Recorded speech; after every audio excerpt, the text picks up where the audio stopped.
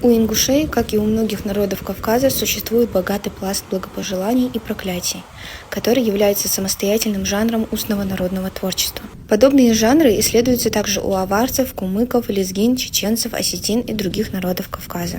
Но давайте посмотрим на это через призму ислама.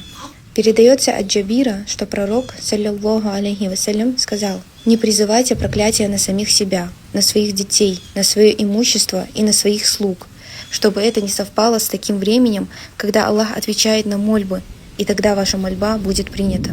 Многие знают хадис о том, что есть мольбы, которые не отвергаются. Среди них мольба родителя за своего ребенка. Передают со слов Абу Хурайры, да будет доволен им Аллах, что посланник Аллаха, саллиллаху алейхи вассалям, сказал: «Нет сомнения в том, что услышаны будут 3 мольбы: мольба притесняемого, мольба путника и проклятие родителя, проклинающего своего ребенка». Именно поэтому ученые объясняли, если родитель постоянно проклинает ребенка, он играет с очень опасной вещью.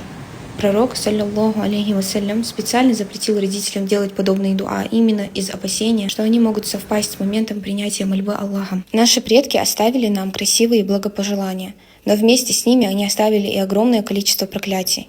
Это часть истории, это часть языка, это часть фольклора. Но это не значит, что мы должны использовать их. Есть еще один хадис. Один человек проклял своего верблюда. Пророк, саллиллаху алейхи вассалям, не сказал: «Но это же всего лишь животное». Он сказал убрать этого верблюда из каравана, потому что тот был проклят.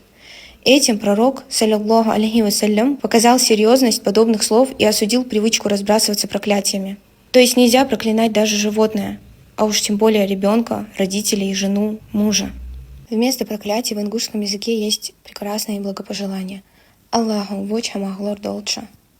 Пусть Всевышний убережет вас от всего плохого. Или, например, шашт без и чар вуму голдшан. Пусть вы не увидите горя своих родных и близких.